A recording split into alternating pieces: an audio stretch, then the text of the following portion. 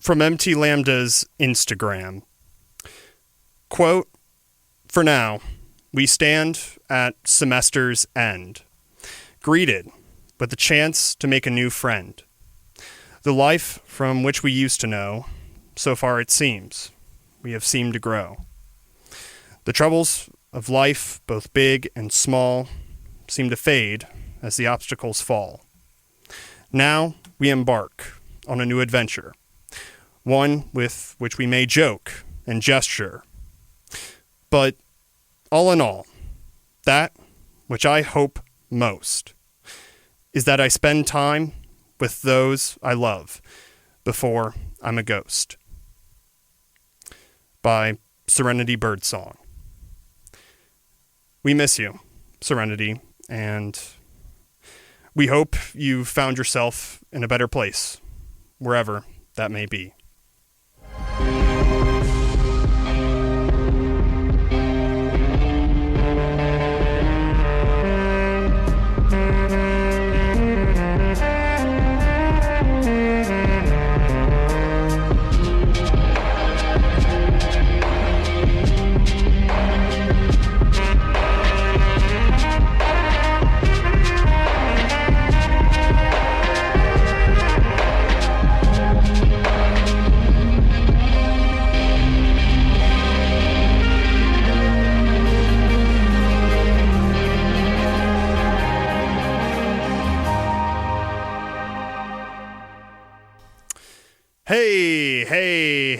Hey, what's happening, friend? Big Dog Ethan here, coming at you live from WMTS 88.3 FM in Murfreesboro, Tennessee, and this is none other than the Unnatural State of Affairs, where in the first hour we talk politics, and in the second hour we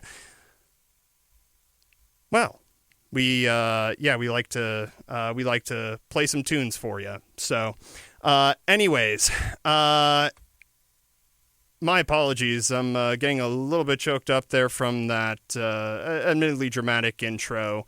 But you know, I was pretty shocked by last week's events. And I'll speak more on that in a second. We're going to be doing something a little bit different this week. I guess I'll kind of treat this as like part one of our 2024 election special. This first part, it's going to be me kind of giving very broad predictions on what's going to happen in these upcoming elections that are happening tomorrow. That's really going to be the main segment that I'll be talking about. Not going to lie, I've been busy as hell.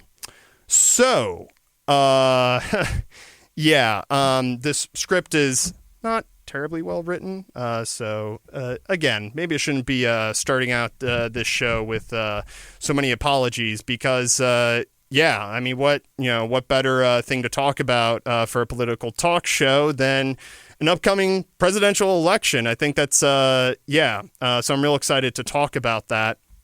On top of that, I'm going to be trying something new too. This could be glitchy. Hopefully it works though. I've posted a link to a Zoom call on my Instagram story. My Instagram, by the way, is at ESCHMI56. Again, that handle is ESCHMI56. And if you find my story there, you'll have to go through a few posts, and then you'll find a link to the Zoom call that I've set up. I'm going to allow people to call in and share their thoughts on the upcoming election, whether they want to give a prediction themselves or if they just want to talk about their general feelings as to what's going on with the current election. So that'll be fun. Hopefully people tune in for that. It was kind of last minute. I set it up at about, noon today. So, this is all going to be very much on the fly. My hope is that I'll be a little bit more prepared for next week, but I don't want to make any promises because, well, it's the end of the semester, and it's also my last semester too. So, yeah. But anyways, so I'll be kind of doing like a a call-in section, probably during the music hour. So, yeah.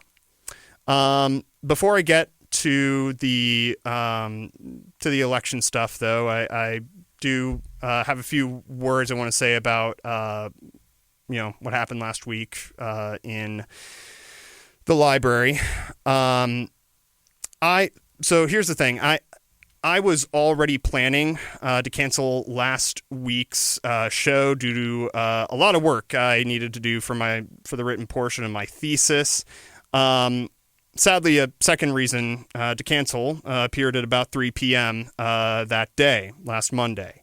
MTSU student and MT Lambda vice president, Serenity Birdsong, died by suicide in the library. I didn't know Serenity very well. I only chatted with her once when we were at this MT Lambda YDSA crossover event. We discussed how late-stage capitalism further oppresses the trans community, and she had a lot of beautiful thoughts to share on that subject. Nonetheless, her death shocked me as much as it did my friends in the YDSA and Lambda. She was a sweet and thoughtful person to chat with, and I'm incredibly depressed by the fact that will be the only interaction that I'll have with her. I just want to reiterate a couple of things to round out this little PSA. These are things that I mentioned whenever I was having to discuss Aaron Bushnell's self-immolation earlier this year. Number one, if you are a student struggling with any mental health issues or just struggling in general and you need someone to talk to, MTSU offers counseling services at the Keithley University Center in room 326S. To find more information with a bunch of different resources for both emergencies and non-emergencies, you can find their page at https://w1.mtsu.edu/counseling/index.php. Again, https://w1.mtsu.edu/counseling/index.php. You can also call them at 615-898-2670 from 8 a.m. to 4:30 p.m. Mondays through Fridays for more information. The second thing I want to leave you with, it's a quote from this article that the anarchist publication Crime Think wrote in response to Aaron Bushnell's death.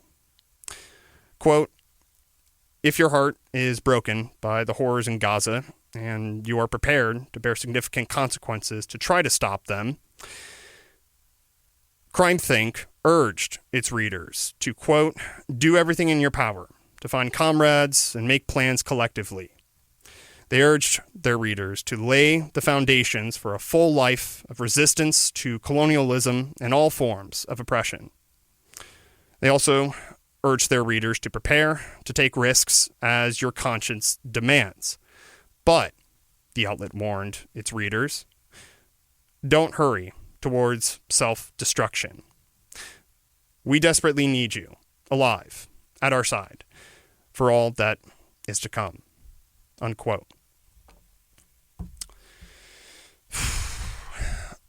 On to the next subject. I mean, I got no way to make some kind of smooth, natural transition from that subject.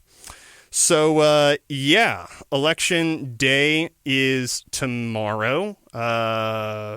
If I had a little sound effect board here, it'd be playing like one of those, I don't know what you call them, like those little, I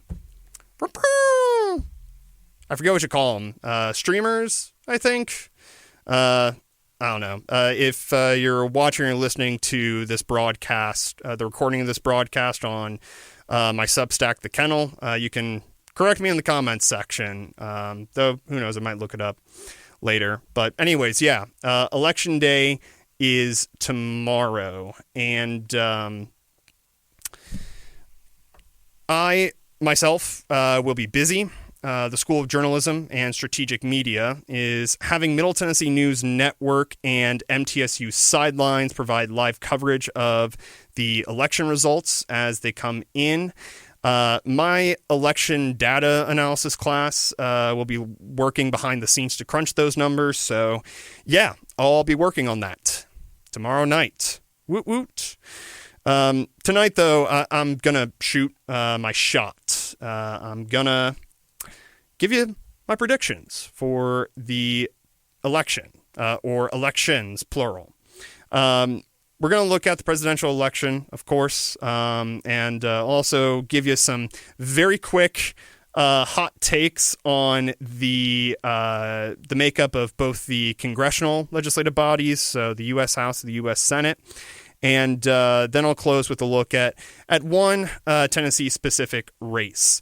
Now, to be upfront, I'm not making some high-minded, in-depth look at the numbers to make any of these predictions. I am taking as blind of a shot as one could, because, frankly, that's really the most effort I'm willing to put into these predictions. Now, why, you might ask? Well, it's not because I'm lazy. I mean, partly part of it's just because I'm busy. But for one, regarding the presidential election, some election analysts are concerned about polling companies, quote unquote, hurting their results, meaning they're worried about these polling firms either intentionally or unintentionally producing results that simply show the race neck and neck. First, what I'm going to do is I'm going to cite a rather controversial pollster, Nate Silver. Now, I'm going to get to his issues in a second, but I do want to bring up his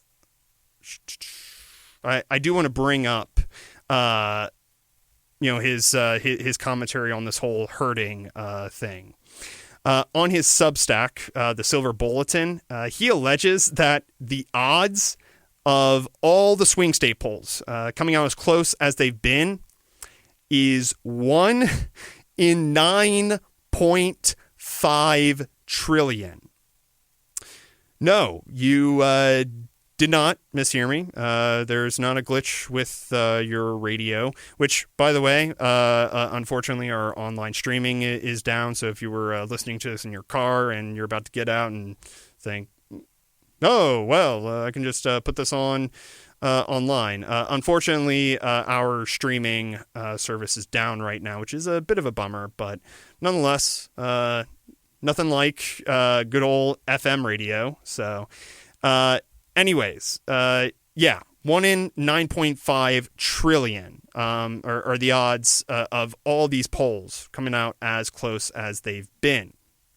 And I kind of got a picture here for those who are watching the video recording on the Kennel. You can see here that you got Arizona. They've got 32 polls. By the way, this was published on November 1st, so that would have been, last Friday. And so they got 32 polls. In theory, there should only be about 17 coming within 2.5 points, just based on these, algorithms or calculations that he's made. So in theory, it should be 17. Actually, 22 of those polls came within that 2.5% margin between Donald Trump and Kamala Harris. And that's just kind of like, that's honestly not even the worst of it. You've got Nevada, the odds of its polls coming in so close, 1 in 144. If you go down to Pennsylvania, that's 1 in 300 thousand. And finally, Wisconsin is the wildest. 1 in 2.8 million. 1 in 2.8 million are the odds for the Wisconsin polls, coming within that 2.5 percentage margin between Kamala Harris and Donald Trump. So yeah, in other words, the presidential polls coming out so consistently close, it's damn near impossible without something funky going on with the methodology of these polls. Now, Nate Silver's involvement with the online betting site Polymarket, it's flat out unethical. I don't have the article pulled up here. I think it was a Yahoo Finance article, but yeah, he's like an advisor with them. Just flat out unethical. I can justify I can justify my involvement or could justify my involvement with YDSA while still covering labor stuff, because for one, I obviously wasn't profiting off of that. I was just covering it because it seemed really important to cover it, and I felt like that was one of the most interesting subjects I think we could cover in the paper. What Nate Silver's doing is just flat out unethical. He is advising this company that has a direct stake in the predictions for each of these elections, right? Because it's a betting site, right? Betting for for elections. And at the same time, he's also publishing his own Substack. He's had a very well established career as a pollster. I forget where.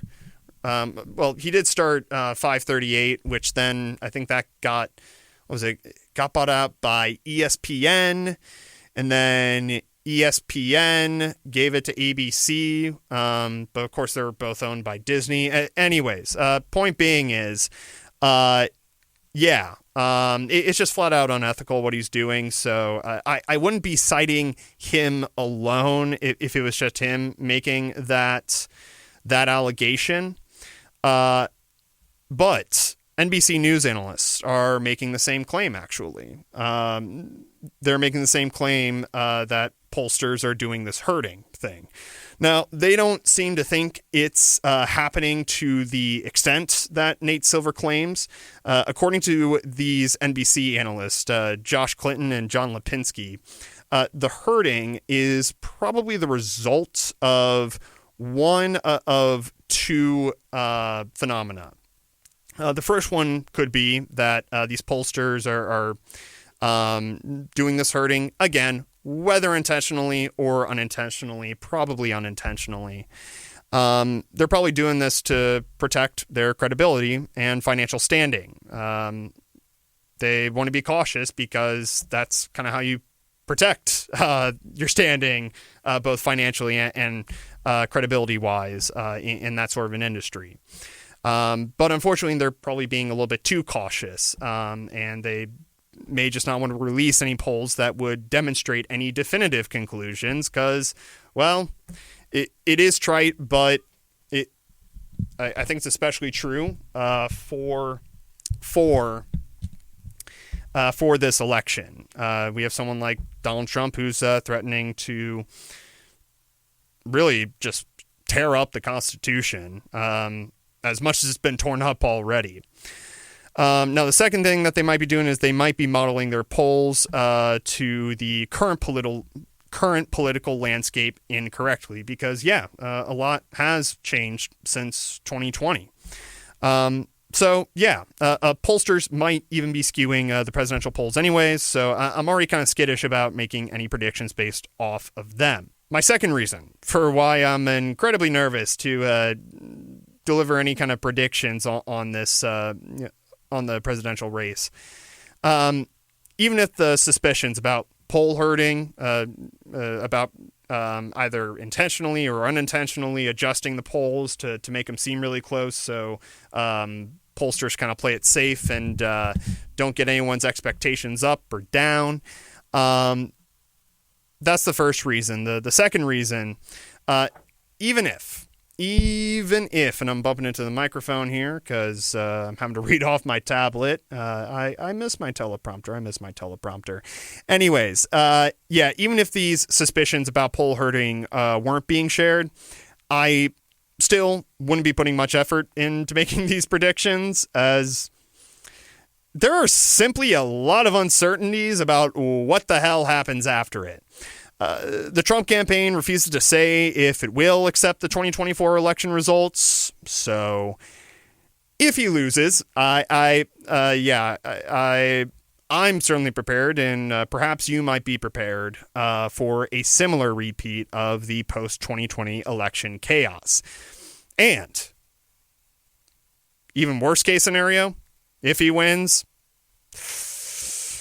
I'm heading straight back to my apartment and looking at grad school options in other countries because, this ain't going to be a pretty place to live in if Trump gets back in the White House. This guy he's literally said he wants to terminate the Constitution. That comment is not relatively recent. I think that was made maybe about a year or two ago. And since then, really throughout his entire career, he's been making wild statements, but nonetheless, still very scary as to what he'll do. And we'll kind of get into all of the wacky things he said. So anyways, because of that second reason, just because there's even just uncertainties about what's going to happen after it, it's kind of like, what's the point of making a prediction if there's potential chaos that's going to happen afterwards? I don't know. I just kind of feel very uncomfortable acting as if, business as usual, because it's not. It's not. Granted, I don't know. Oh my gosh.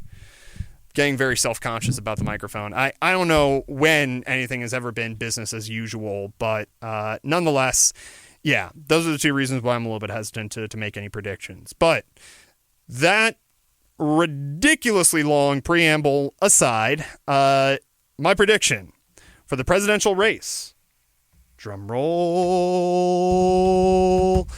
Kamala Harris. That's my prediction. Sticking with that. Kamala Harris. I think Harris and Walz are going to win this one. And granted, that's mostly based on a comparison of the Trump and Harris campaigns' agendas and their behavior on the campaign trail. There is one poll that kind of backs me up on that, though I don't want to put too much value into it. Hopefully I'll remember to bring that up at the end, because I think I did totally forget to link that here. So that might be a bit of an awkward ending. But nonetheless, I'm going to look at the Harris-Walz campaign first. Before I get any further, I should note, I did not vote for either of these candidates. I voted for Jill Stein. I did that, a couple weeks ago? Yeah, a couple weeks ago. Would have been... I don't remember the exact date, but it was for my my democracy class with the honors college. It's like this lecture series. I literally just attend these lectures, and then at the midterm point and for the final, I literally just have to submit a paper reflecting on my experiences with the lectures. Anyways, so I'm not hoping. Well, out of the two, I do obviously prefer Harris and Walz to win this, but they're far from my ideal option, as I am sure you can imagine. But here's the thing. Harris and Walz have certainly been better than the Trump campaign at branding themselves as populist. Yeah, I know Trump and J.D. Vance and Elon Musk. I just saw a notification on my phone whenever I got in here. I know they went on Joe Rogan's podcast, and I know that's kind of like a for some people at least, that's kind of like some kind of telltale sign of a populist kind of campaign. I would kind of disagree with that at this point, because Rogan really, I don't know, he's certainly a wealthy individual, and not a very bright one at that. I will be honest, I did like some of the stuff that he made, or some of the interviews that he did around 2020. Really, it was his interview with Bernie Sanders that really got me interested in Bernie Sanders. But so it's been kind of depressing to see his downfall and his descent into the whole COVID-19 vaccine conspiracy stuff. And yeah. So anyways, I get it. They didn't get on the big faux populist podcast. Oh, well. They still didn't make a pretty good effort, at least Kamala Harris. I know she went on a couple of podcasts. I forget the name of one of them. I think it was it Call Her Daddy, if I'm not mistaken. I didn't listen to it because I'm not interested in Harris. So anyways, yeah, I mean, Harris and Walz, yeah, they've branded themselves, they've done a better job of branding themselves populist. Now, it's not like Harrison Walz delivered a flawless performance on that front, and I'll get into that in a second. But there's no denying that they did pull off the whole populist image a lot better, or technically speaking, are pulling it off a lot better. Really, I think Harris's decision to bring Walz onto the ticket best demonstrates that better performance in having this, in creating this populist brand and image. According to an August 7th CNBC article, Walz, quote, owns no stocks, bonds, or real estate. Yeah. Which I don't think the article says whether or not that's like a first for a vice president. I suspect that to be the case, but I don't know for sure. That is blatant speculation right there. So, yeah, that's a pretty good indicator of working or lower middle class, maybe middle class person right there. But then you've got his incredible policy record from his time as governor in Minnesota, which included things like public schools, covering students' meals, and sectoral bargaining for nurses, and a whole list of other things, legalized marijuana, banned the forever chemicals, the PFAs. Trying to think of what else he did. He did a lot. And who is it? The political commentator Secular Talk on his Twitter. He made like a great summary list of all the base things that Tim Walz did while he was governor. And by the way, well, guess technically he still is governor, but by the way, he also did that with a 1-seat majority in the state Senate in Minnesota, which, federally speaking, like at the federal level in Congress, that is something that Democrats have consistently failed to do. Even whenever they had a supermajority, right? Back in 2020 and even all the way back in 2008, Democrats always failed to get the kind of like the basics of their agenda passed. That's kind of why we have Obamacare. Initially it was supposed to be kind of like initially it was supposed to be a public option, if I'm not mistaken. And I read this in the Medicare for All Citizens guidebook, which I think I mentioned on this show last semester for a speech I was reading from a debate team. But anyways, yeah.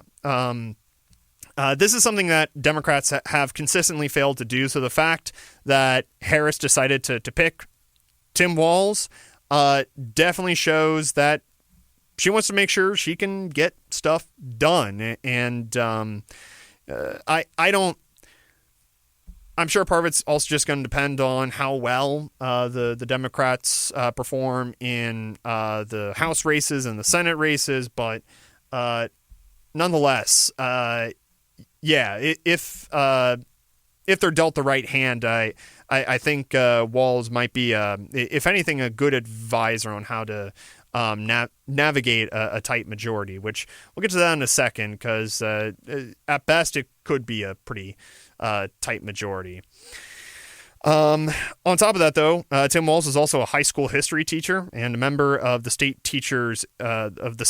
teachers union. He was a football coach too, and he just kicked some serious butt in his TV news interviews too. The whole weird branding of the Republican Party was simple but kind of effective, and I honestly would not have predicted that. If I was like a campaign strategist or advisor, I would have just been like, dude, like, it's so childish. And I'm normally not like that, but like, I can't think of any other time where I've just seen a politician brand their opponent as just weird and leaving it like that. Granted, Walz can cite, specific examples of Republican legislators being weird, but nonetheless, he really just does so well in TV news interviews, which is going to be very effective, especially with the kind of short time frame that they had to run this campaign. So this guy, he knows how to campaign, and I think Harris's decision to pick Walz was probably the best thing she could have done for her campaign. Next, I'm going to get into some of the obvious downfalls of the Harris-Walz campaign right after this break.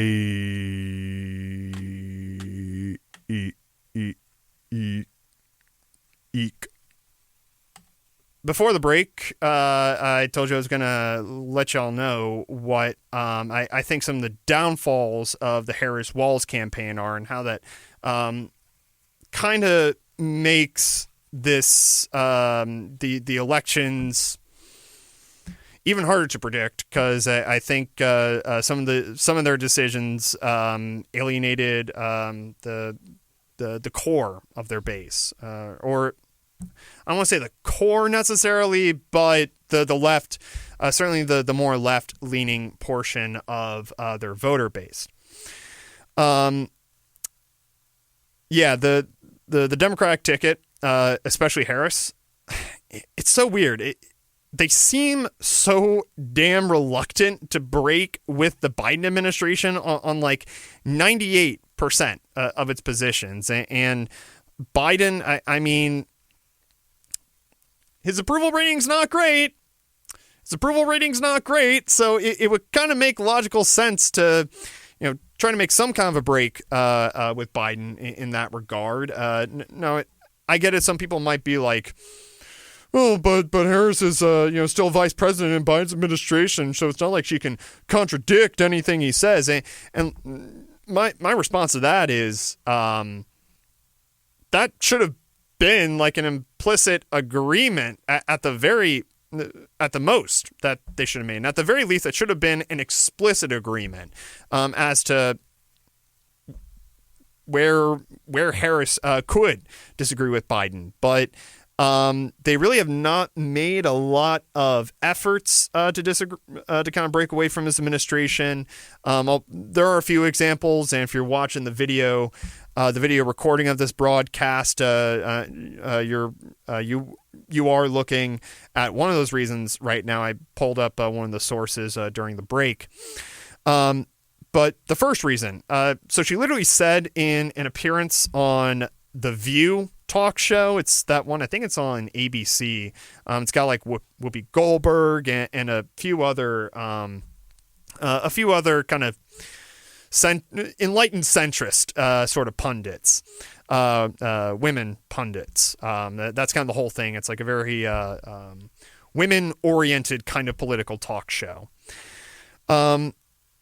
So I say 98% of I say that the campaign is so reluctant to break with Biden on like 98% of his positions, because there are only two ways in which she has slightly differed from the Biden administration. Number one, she announced just yesterday on social media that she will legalize weed. I guess I don't have that. I forgot to link that post, but she literally just announced that yesterday. And that was only yesterday. Though apparently she voiced support for it in a podcast last month. The specific podcast is not mentioned. Maybe it was that Call Her Daddy podcast, but I also kind of doubt it because anyways, I have no idea what that podcast is really about. So maybe that was the one. I have no idea. And that's according to the Marijuana Moment website, by the way. It's like a news site that just covers the marijuana industry and sort of the sort of all the different legal or sort of all the different updates on the legalization process in different states and at the federal level as well. So anyways, her support for that was definitely news to me. And considering that she said nothing about marijuana on Twitter since starting her campaign. Do I have that linked? No, I don't. I did search this up, though, and you can search this up yourself if you check out Twitter. And if you go to her profile, you can find like a little search button, and you can type in marijuana. I even tried cannabis, weed, nothing popped up. So literally like 2 days before the election, she's finally making some kind of clear, explicit social media post saying, hey, we are going to legalize marijuana. That's going to be one of the goals for our administration. Which I have to say, I do love. I do love that. I do support that. I think legalizing and, I should note, effectively regulating it would be a very good move. That's actually been a thing. More Perfect Union actually did a video on this. The regulation aspect of marijuana in different states has been kind of iffy, especially with regards to consolidation of producers, growers of the marijuana plant. And that's kind of causing a lot of issues in terms of pricing and whatnot, because, I mean, that effectively kind of makes it, like, sort of a Coke and Pepsi kind of situation, right? We're not at that point yet, I should be clear, in any states. But nonetheless, without some kind of effective regulation to make sure that, that for one, members of the Black community and the Hispanic community, the Latino, Latinx, Latina community, they should be prioritized in terms of getting licenses to start their own businesses, whether that be, a retail store or a producer or what would you call it? I don't know, growing business, I guess.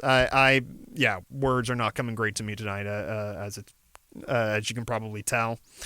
So that's the first thing, where she's kind of broken with the Biden administration. Biden, he's just rescheduled it to Schedule 3, effectively allowing doctors at the federal level to prescribe it for certain medicinal purposes. So that's certainly a good step in that direction, but obviously Harris would be kind of taking it to the level that we need it at, right?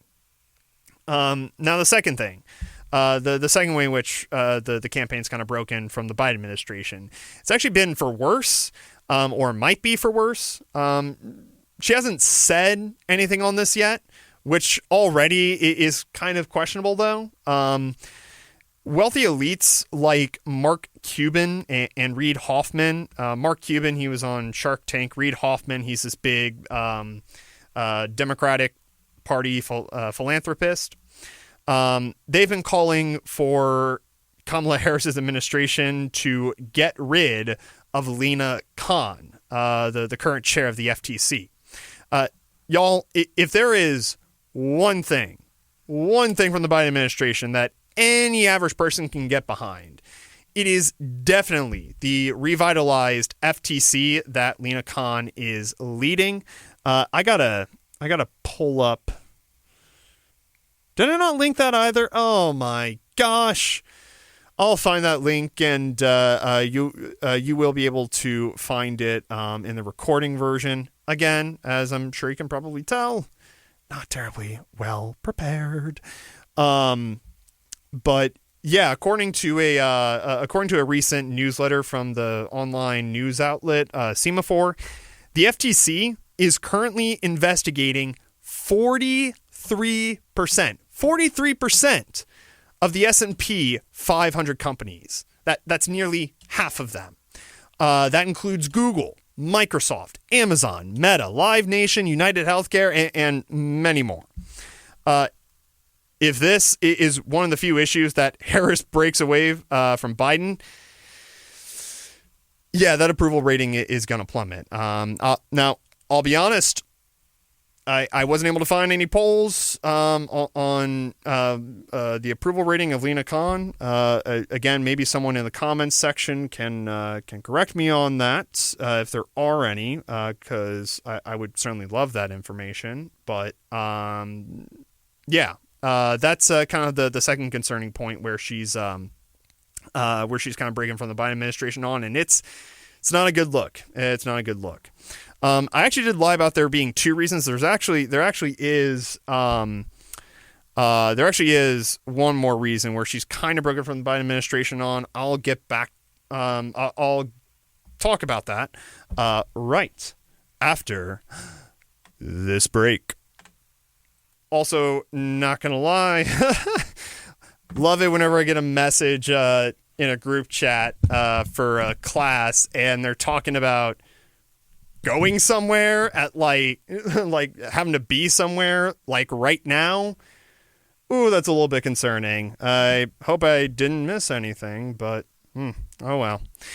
Anyways, so I left y'all with on another bit of a cliffhanger. There actually is a third way in which there's a third way in which they the Kamala or the Harris and the Walls campaign broke away from the Biden administration.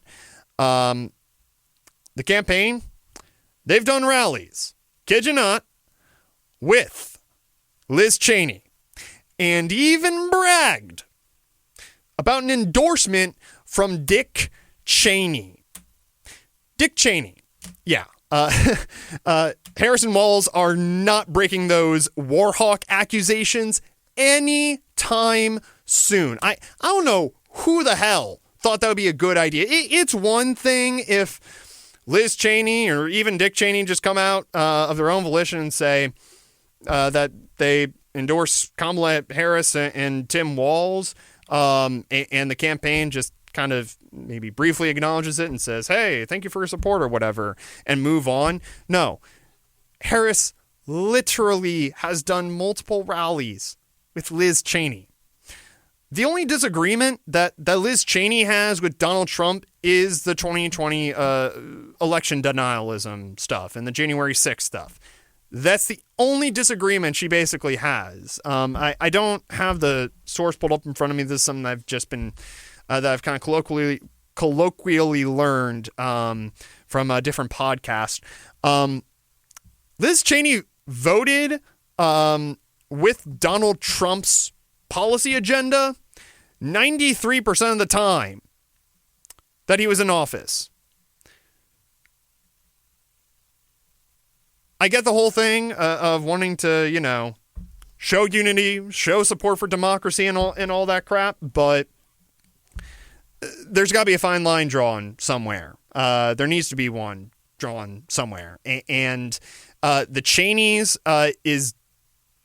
should definitely be behind that line. Should definitely be behind that line. For those who don't know just how horrible the Cheney clan, the Cheney family is, There's a great movie. It's called Vice. Came out in 2018. Has Christian Bale, of all people, playing Dick Cheney. It's also got Amy Adams playing Dick Cheney's wife. Forgot what her name. Lynn Cheney. And you also had Steve Carell playing Donald Rumsfeld. He killed it in that role. And then you got oh man, I'm forgetting the guy's name who played George W. Bush. But anyways, phenomenal movie. If you want to learn about how horrible the Cheney administration was, that's a good starting point. I don't know what streaming services it's on, but yeah. Anyways, just a horribly handled decision. I don't even know who they were thinking about, because it's like, obviously Liz Cheney I'm sure has lost, doesn't have a lot of support among Republicans anyways, because she still has that war hawk position, which I think was kind of a big turnoff for not just Republicans, but Democrats as well. But she still has the whole traditional conservative ideology of, not even like conservative ideology, but corporatist ideology of giving tax breaks to billionaires, of deregulating industry, of passing policies that are favored by corporations. And certainly the same was for Dick Cheney. He was, I believe, the CEO of Halliburton, which is an oil company. More than likely one of the reasons why we actually ended up invading Iraq, because, no weapons of mass destruction found. Saddam Hussein was found to not have any involvement with the 9/11 attacks. And we wasted, that was a war that our government wasted $2 trillion in taxpayers on, according to Brown University's Cost of War project. So anyways, going along with the Cheneys, just political kryptonite. I don't know what they were thinking, especially with an election, again, of such high stakes. And of course, the final thing, I'm sure none of y'all will be surprised, of, one of the main weaknesses of the Harris campaign. This is certainly something that they've kind of backed up the Biden administration with, at least in terms of policy, maybe a little more humanitarian rhetoric. Of course, I'm talking about the campaign's position on Israel and Gaza, that apartheid state's plausible genocide. Harrison Walls, they still support it. They'll say every now and then they'll deliver that humanitarian rhetoric of, we want to end the war, we want a ceasefire now, though we're not going to commit to any way of how we're going to bring about that ceasefire. It's not like we ship Israel weapons, loads of weapons, tons of weapons. We don't know what we can do, but we're going to try to do something about it. Literally anytime that they're asked about an arms embargo, it's just, new phone, who dis? So, anyways, they're just as horrible on the issue as Biden is, certainly in terms of policy. And I should note, by the way, I've brought this poll up multiple times. Miraculously, I did remember to include the link to this on my script. There's a great poll. It was, what's the word? So it was ordered, or it was requested, commissioned is the word, by the Institute for Middle Eastern Understanding Policy Project, and this poll was conducted by YouGov. They looked at 3 swing states, Pennsylvania, Georgia, and Arizona, and they found overall they would be more likely to gain more voters if they came out and said that they were going to place an embargo, an arms embargo on Israel.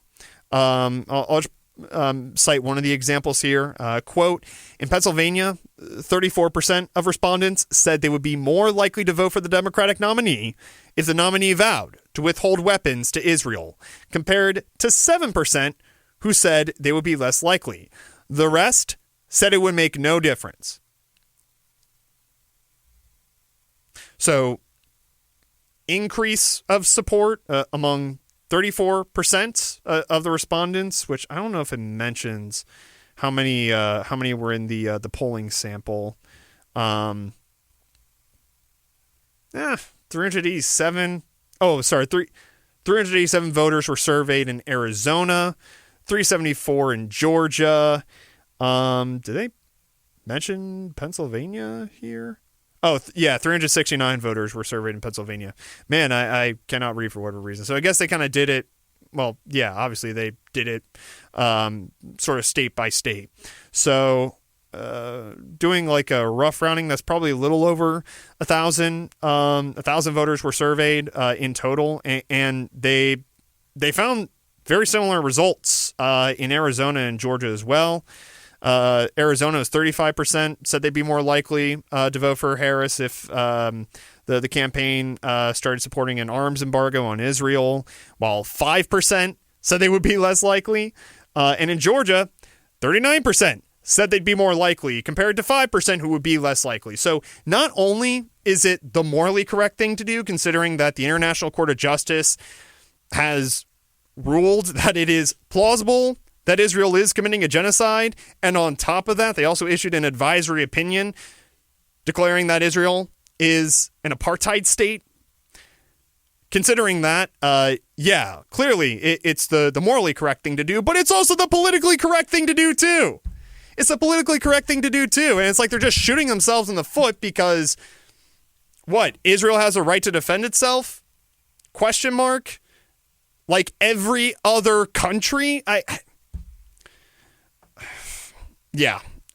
Anyways, I've already spoken my mind on that, so I probably don't want to risk repeating myself too much. But that's kind of like the major. That's kind of, I would say, the major mistake that they're making. That honestly, if they would come out and support it, I am sure they would have this election in the basket. But obviously that's too late. So, considering the campaign just on its own, if I'm being kind, it's a mediocre one. And again, considering it on its own, right? If they were just running against like a standard Republican who wasn't as controversial and as mentally gone, mentally unstable as Donald Trump, that would be one thing. Then it probably would just be a flat out bad campaign, honestly, because it's not like there's that whole fear of the upholding of our pseudo democratic system. But considering the context that it's in, mediocre one, and especially considering too, I probably shouldn't be cutting it as much slack as I should be, but I guess I'm feeling generous tonight. Maybe it's the sleep deprivation from all the other stuff I'm doing outside of this show, but nonetheless, I am feeling a little bit generous, and I'll say fine. It's a mediocre one at best. Nonetheless, Harrison Walls have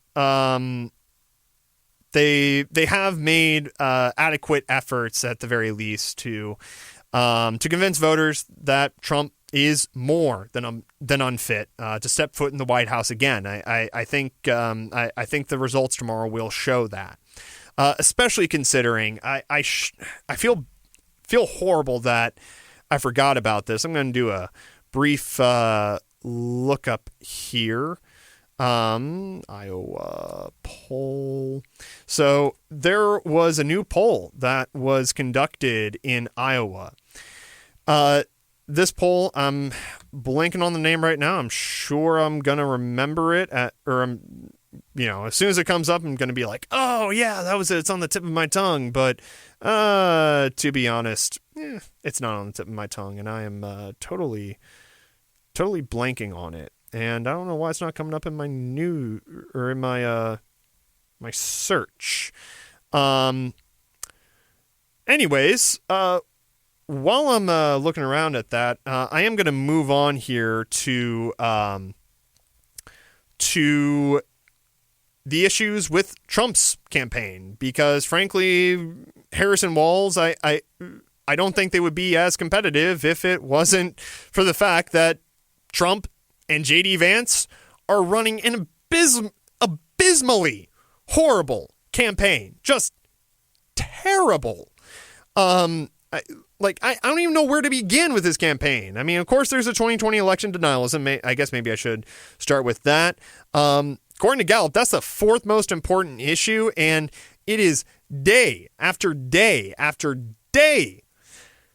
He's just coming out and saying, rigged election, and on top of that, too, I don't even know if I'm really going to support the results of the 2024 election. We'll just have to see how everything turns out. So, so he, not only is he denying the last election, he's not even sure if he's going to accept the results of the next election, which translation, it probably means that he's going to deny the results of the election if he loses. There it is. For those who are listening to the audio-only version, sorry about my apologies about the blatant jump in train of thought, but I did finally pull up that poll. So this is it, right? Yes, this is it. So there's a poll that came out from this company or polling firm called Selzer and Co. Or Selzer and Company, however someone wants to pronounce it. This polling firm has a lot of credibility behind it because, from what I understand, this poll was one of the first to accurately predict Trump's victory in the 2016 election, which of course was not his victory, but his victory in Iowa at least. He ended up taking Iowa, which I don't know how much of an upset that was, but it was a bit of a surprise for sure. I definitely remember it being a swing state. Whenever the 2016 election happened. So they accurately called that, and of course they accurately called it for Trump in 2020. By that point, I mean, Iowa became Trump Central, Republican Party Central, right?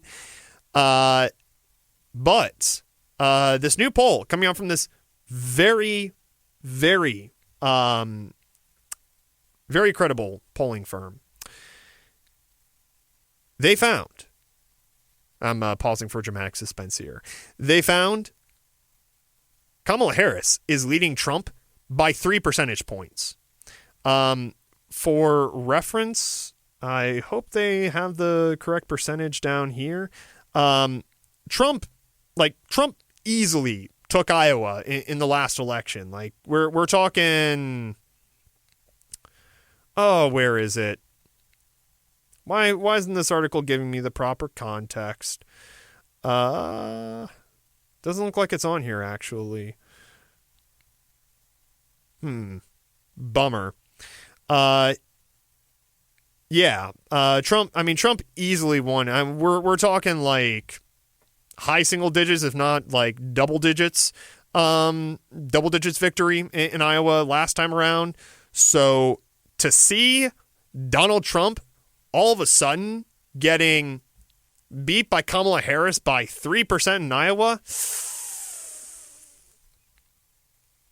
could be an indicator that one, this pollster is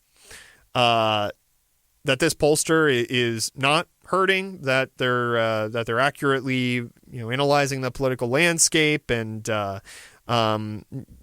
being afraid to make some not being afraid to show some brave predictions or results, I guess. Not only that, but it's showing that Trump could easily lose Iowa. If not, it might be a very tough battle for him. But on top of that, too, it might indicate that this race is not as close as one might think it is. And this is a poll that came out, I should note, literally on Saturday. And this really caught a lot of people by surprise. My Twitter feed was blowing the hell up over that. So, anyways, yeah, that's another really important. That's a really important poll. I think it might show that Kamala Harris could easily take some of those swing states, at least maybe even some states that we might mark off as leaning Republican or even strong Republican. Who knows? But so that's some good news for the Harris campaign for sure.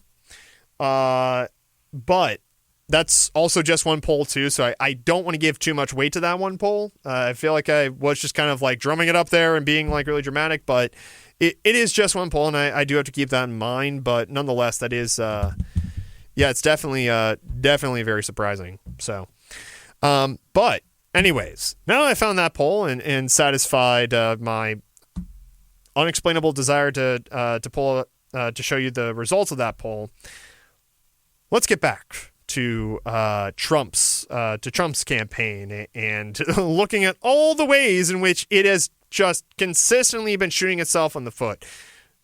The Harris-Walz campaign, it's taken what? Maybe, I don't know, maybe like 2-3 bullets in the foot that they shot like themselves.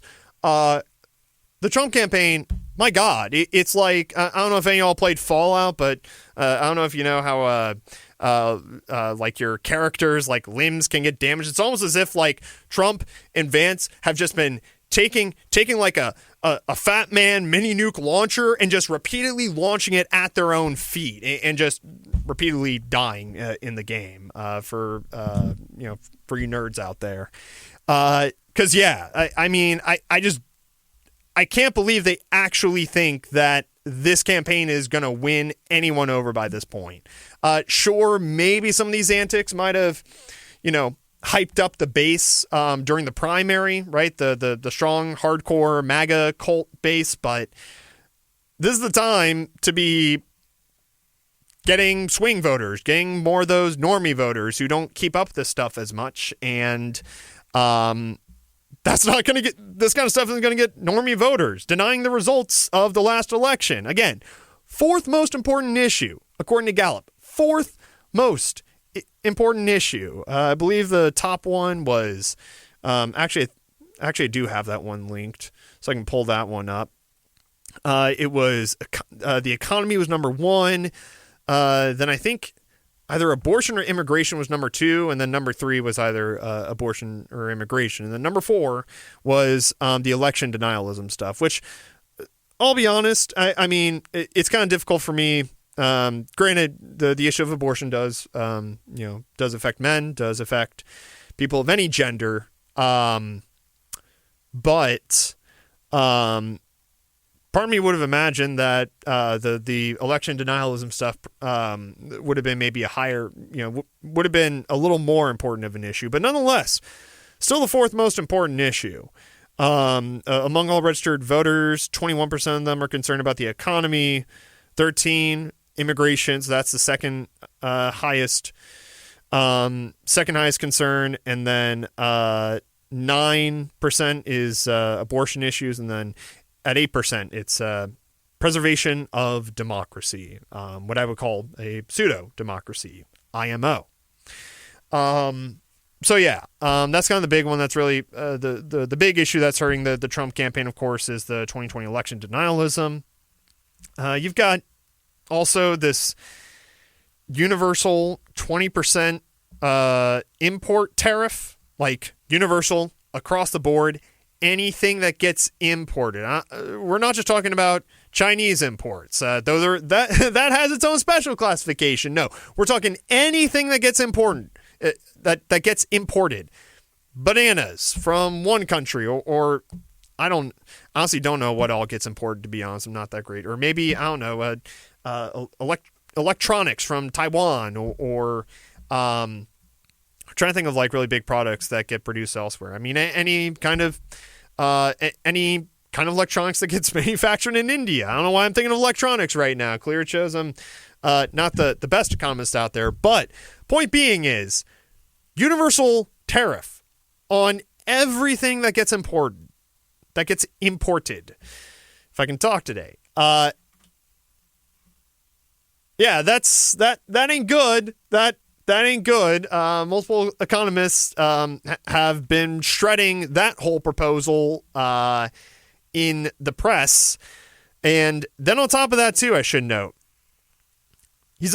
Trump has also proposed a 60% import tariff. I don't know if that's like on top of the 20% tariff, but he's also proposed a 60% import tariff on goods manufactured in China. So I know it's kind of like the trend and all that. For any of y'all who like those, like those vapes, those candy flavored vapes that get manufactured over in China because the Trump administration decided to give in to, I don't want to call it paranoia, but decided to give in to the all the concerns and worries about the jewel industry, and decided to basically neuter that whole business, which just about everything, a majority of that of the stuff for those products were getting made here in America. Yeah, cut all that because negative health effects, as if we don't have a bunch of other things that have negative health effects that are being produced here, or that we're even importing, that we allow people to legally consume. No. Apparently they thought it was just a better idea to, again, neuter Juul's ability to really sell any kind of products to adults, though, yes, they obviously did have the issue with marketing to kids. That was a terrible thing. But for adults 21 and older, just a terrible decision to kind of outlaw the production of that stuff. Because now the stuff's getting manufactured in China, and no one really has any idea of how well those are being regulated. The ones that are now being imported over here and being sold in the brand new vape shop that just opened down the road from you in Murfreesboro. That is Murfreesboro culture for you. So anyways, yeah, that I haven't gotten through all this yet regarding Trump's campaign. So and we are approaching a break. So I'm gonna play a break for you, and then I'll be right back to give you a concert calendar and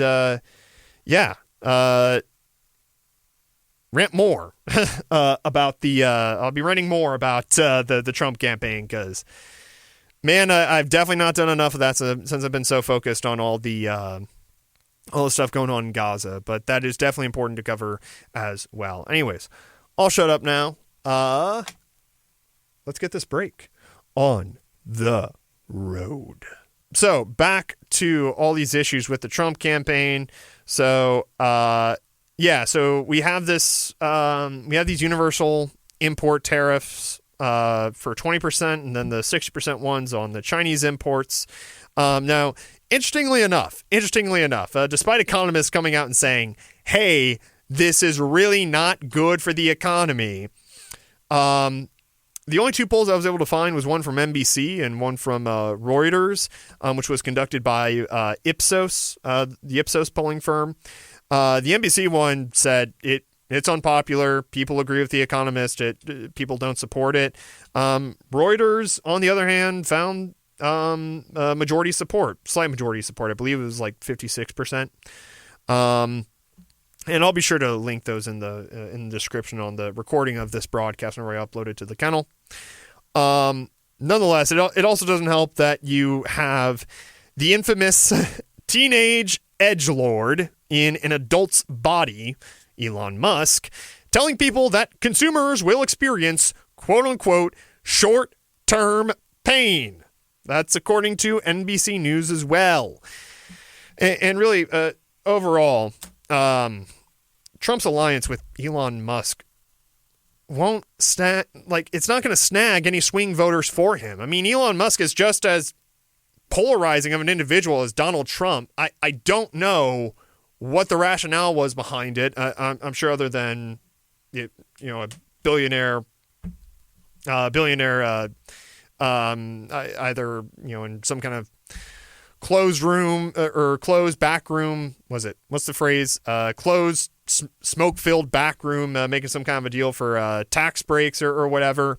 Maybe there's some kind of sneaky thing going on there, but I really just don't understand, especially because Trump left Twitter. Granted, it was before Elon Musk took over, but Trump left Twitter, and he's started his own Twitter knockoff, Truth Social or whatever the hell it is. But yeah, so it's really just an odd match, especially because, obviously I'm not going to say that Elon Musk was like a centrist by any stretch of the imagination. He would say he was kind of like left of center, but in reality he was more right of center. But really, if I'm not mistaken, at least since his takeover of Twitter, he's really become a lot more right-leaning, especially with regards to more of like the cultural issues, especially trans rights, which is something that I don't know if I made this point on here before. Maybe I have. I know it's not terribly original one, but I feel like if I've already said it on here, I probably should reiterate it. I am not going to be calling Twitter X until Elon Musk decides to stop dead naming and misgendering his trans daughter. That just makes the most sense in the world to me. If he really wants his beloved failing platform that he bought, that he literally did nothing to develop and still has not done really anything to improve on, save for maybe the community notes feature. If he really wants this special platform of his to be called a new name by normal people, well, maybe, just maybe, he could, stop dead naming his trans daughter and misgendering her, because it's I can't imagine how hurtful and how disorienting that has to be, because I think she's a college age student, so it's kind of like she has this profile, this, I don't know, small celebrity status, and that's what she's having to go through. I think that's just horrendous, and for that alone, Elon Musk is just a horrible human being. On top of all the billionaire stuff on top of all the garbage that comes along with being a billionaire, of course, hoarding wealth and legally dodging taxes, that sort of thing.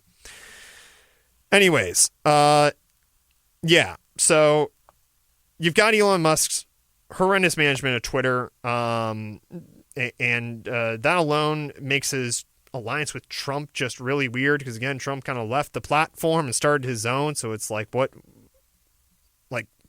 the hell is the connection here? Like, y'all are business competitors. And then even then, Elon Musk's appearance at Trump's rallies, he's jumping on stage. I really want to quote what Tim Walz said, but I can't because I'm doing this live. And anyways, Tim Walz called him a dip, you know what. That's about the most I can say. Brilliant line from him. And it was so funny too, because he was like, yeah, let's talk about Trump's running mate. He pauses, then he says, Elon Musk. Brilliant. Walz, such a good campaigner. Oh man. Anyways, so yeah, Elon Musk is, I'm not going to say single-handedly, but it's definitely a major factor in dragging Trump's campaign down. So it doesn't help either that while Elon Musk is doing all this pro-Trump stuff and spreading all this pro-Trump propaganda on his website, he's still failing to improve the site at all, which is kind of odd because this whole thing was, oh, hey, I'm going to improve this. I'm going to make it better. And oopsies, looks like I lost a bunch of advertisers because I tweeted this anti-Semitic post. Just an idiot. Yeah, and not even just anti-Semitic stuff, by the way. I mean, that in and of itself is horrible. But no, he's literally retweets these neo-Nazi coded messages at best, and at worst, it's just flat out full Nazi type stuff. And then, of course, I should mention, too, this is a kind of an ongoing thing right now. There's also this incredibly sketchy get out the vote effort that he's doing. It's with his America PAC, where, by the way, his America PAC has already spent like upwards of 100 million, I think, on different ads, pro-Trump ads. So, yeah, we love more billionaire meddling in elections. That's wonderful. So anyways, so his America PAC's doing all this standard legalized corruption stuff, but then on top of it too, this PAC is doing this whole scheme, and I got to be kind of careful here because I can't mention anything about. There's some certain specifics I can't mention because of FCC regulation. On top of that, this super PAC that he has, this America PAC, is doing this get out the vote effort where he compensates people for knocking on doors and getting voters to sign a petition where they agree to vote in favor of free speech and gun rights. And then on top of that, every day he randomly selects one person to receive more compensation. Like, it's very, very close. Very close to violating some kind of campaign finance law. Not even campaign, just election law. I mean, it's blatantly illegal to, like, pay people to vote for a candidate. And while technically he's not doing that, he's also, like, it's kind of like he's kind of doing it, like, with a wink and a nod, right?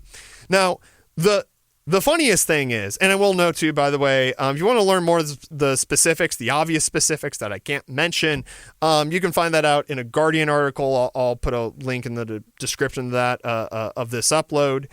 And by the way, I should note, for those who don't know already, you'll be able to find a recording of this broadcast at https://thekennel.substack.com. So funny enough, Elon Musk is trying to do this whole, I'm being so edgy because I'm like pushing the boundaries of what my America PAC can do legally. This guy still ended up getting sued for potentially, it's still being litigated right now, but potentially violating Pennsylvania's regulations on lotteries, of all things. Again, can't get bogged down to the specifics because I have to mention a whole ton of other things that I can't mention here on a nonprofit radio station, but you can find more details about that whole legal issue in the description of this upload on my Substack, The Kennel. So yeah, you got all this baggage with Elon Musk, but then if you put these guys together on a Twitter Space audio live stream, they'll start romanticizing about firing striking workers, which is blatantly illegal under federal labor law.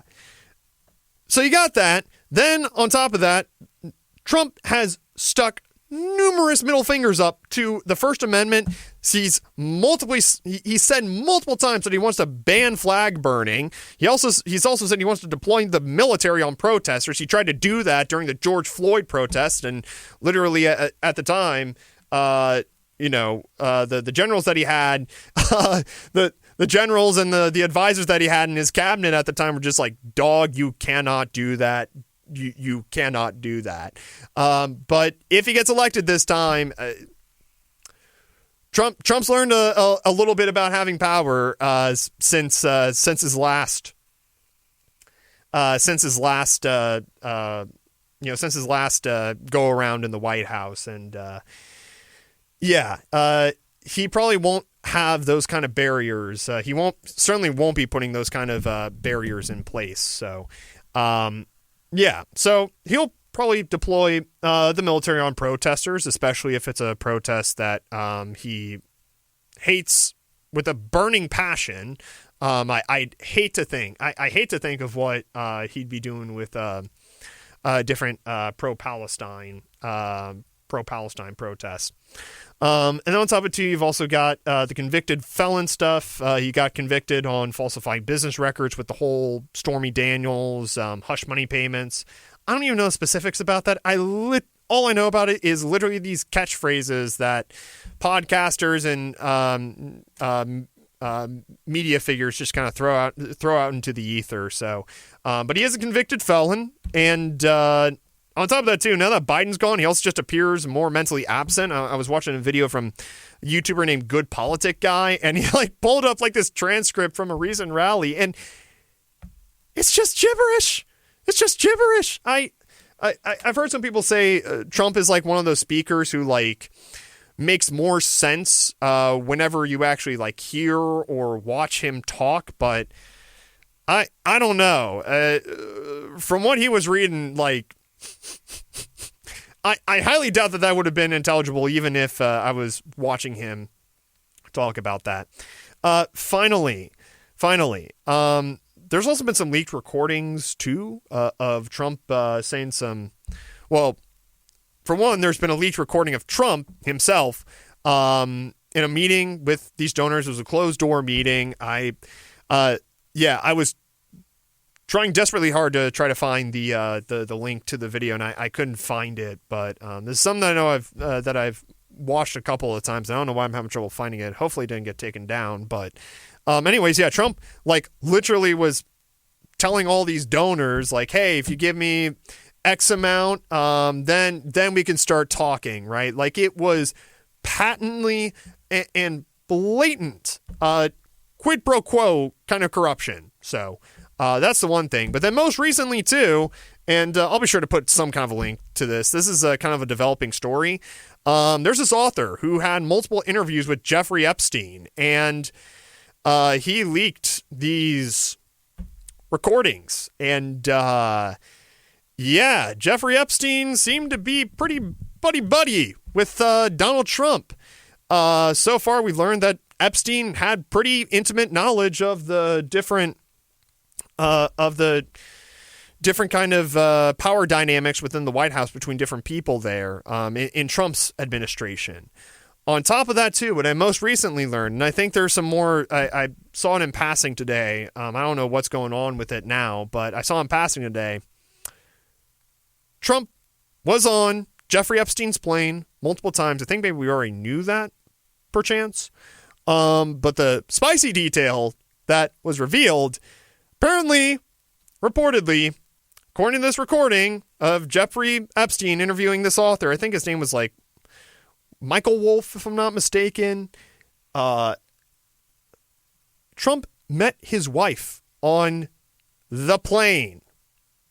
Lolita Express, the plane where really, really bad stuff, where Jeffrey Epstein and a lot of other prominent figures did really, really, really, really, really, really, really, really bad stuff to minors. That's where Trump reportedly met Melania Trump, and reportedly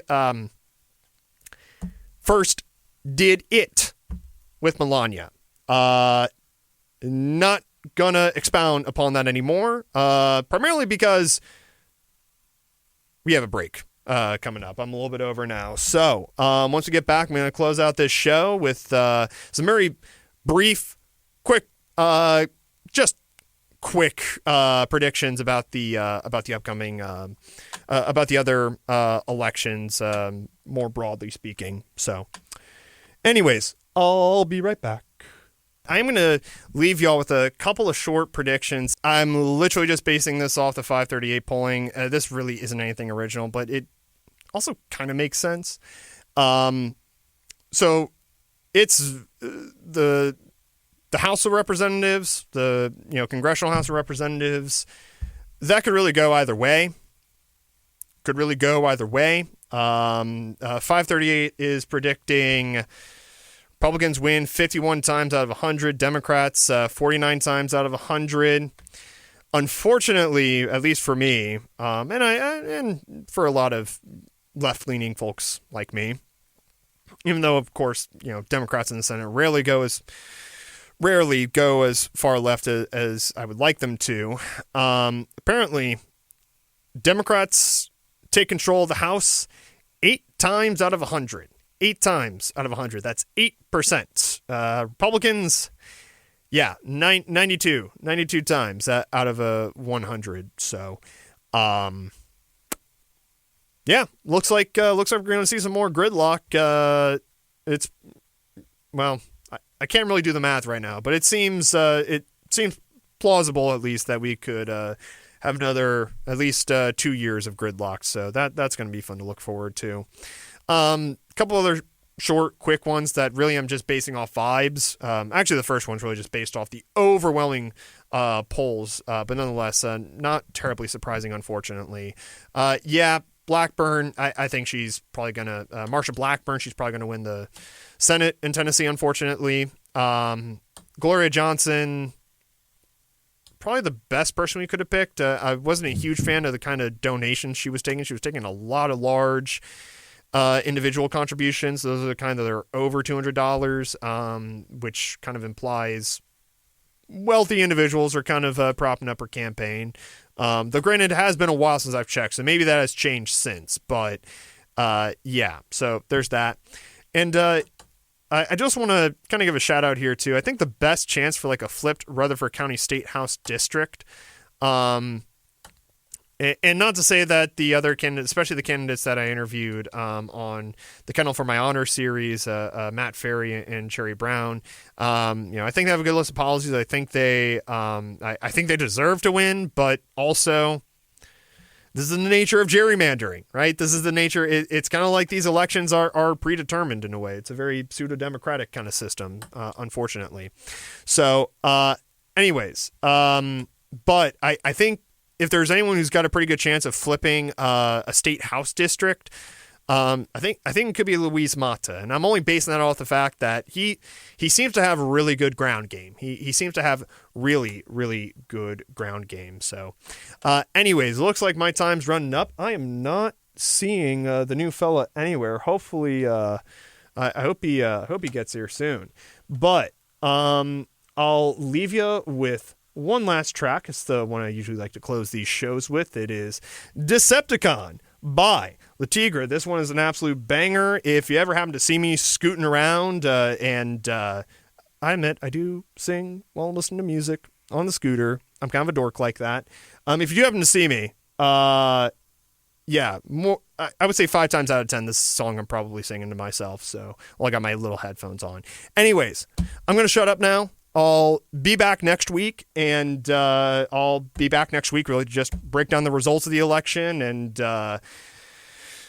wade through all the inevitable chaos that's going to be resulting from whatever happens tomorrow. So wishing y'all the best, and I'll see you next week. Bye-bye. Hey friend, that's all I've got for today, but thank you so much for watching or listening to this episode of The Unnatural State of Affairs. The Unnatural State of Affairs broadcasts on WMTS 88.3 FM in Murfreesboro, Tennessee from 5 to 7 p.m. on Mondays. The broadcasted version is censored, but I do also have a full DJ hour in the broadcasted version. I mostly play punk rock music and some rap music as well. And if you can't tune in at that time, though, you can also find the uncensored versions of all my talk show segments that day on my Substack, The Kennel, and you can also find audio-only versions on Spotify. If you liked what I had to say, hit that like button. If you have any thoughts that you want to share, hit me up in the comments section down below. And if you want to be notified of the next upload that I make, hit that subscribe button. You'll get an email in your inbox the next time I make an upload, and you'll also get a notification through the Substack app if you have that on your device. Thank you so much, and I hope you have a good one.